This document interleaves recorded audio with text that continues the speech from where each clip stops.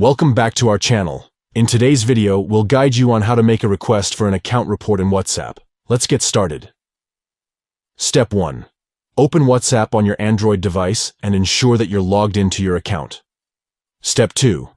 Tap on the three dots icon located at the top right of the page. This will open a drop-down menu.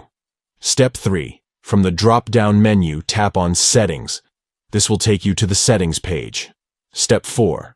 Within the Settings page, tap on Account.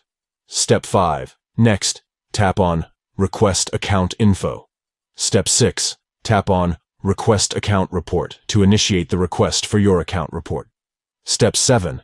Your account report will be ready after approximately 3 days. By following these simple steps, you can easily request an account report in WhatsApp and access important information about your account.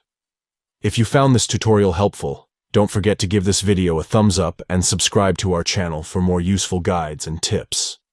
Thanks for watching. That's all for today's video. We hope you found this guide helpful. Until next time, happy messaging.